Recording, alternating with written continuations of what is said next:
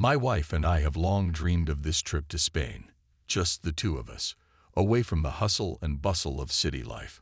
We need a much-needed vacation, a break from routine work. Call it what you want.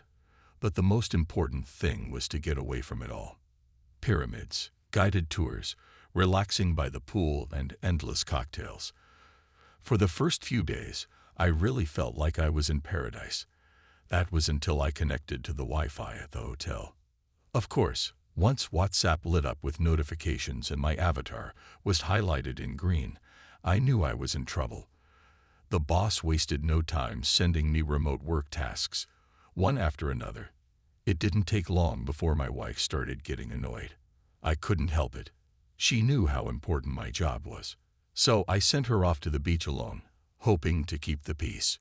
Over time, she stopped complaining.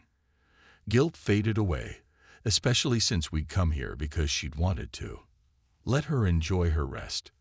The 2 weeks flew by, and honestly, it was thanks to my constant work that we didn't blow our budget. So when we headed back home, we were both smiling. I'd kept my finances intact, and my wife had gotten the break she needed. But here's the rub. We had identical suitcases with wedding gifts, and we often confused them. This time, without thinking, I took the wrong one when we got home and started unpacking. When I casually lifted the lid, the folded dress shifted, and a purple piece of paper with an Arabic name, phone number, and hotel address popped out. My heart skipped a beat and then started pounding wildly in my chest. My wife was in the shower. I sat on the edge of the bed, my thoughts racing, swirling like bees in my head. How should I confront her? How could I get to the truth without letting on too much? I was trying to figure out the best way to expose her, to hurt her like she deserved. Then Aria came out of the bathroom, wrapped in a towel, humming an Eastern melody. "What's got you into Eastern vibes?" I asked, my voice tight. "I don't know," she smiled, brushing past me, her skin glowing with the tan we both worked on. "What's this?" she asked, noticing the piece of paper in my hand. She froze for a second, but quickly recovered. Before she could even get close, she snatched it from my hand, tossed it across the room toward the desk, and casually said, "It's nothing.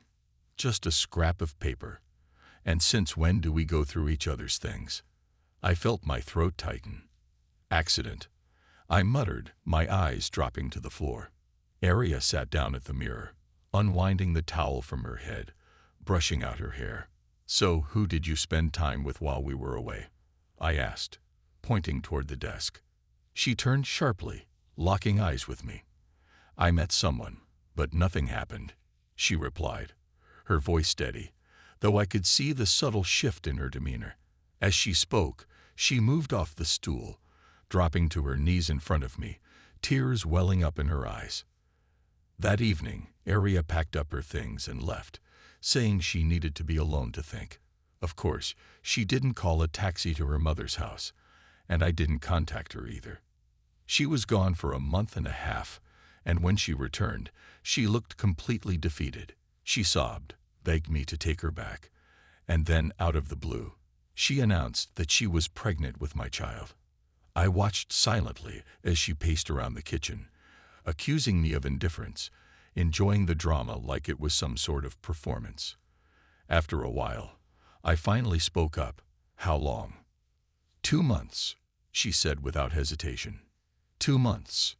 I repeated, my smile creeping across my face. 8 weeks, she said, breaking down into tears. "Riley, just go. We're done. This isn't my kid," I said coldly, getting up and walking away to the bedroom, leaving her to cry in the kitchen. The divorce came swiftly. We went our separate ways, and time passed. Maybe 4 years, maybe 5. Honestly, it didn't matter.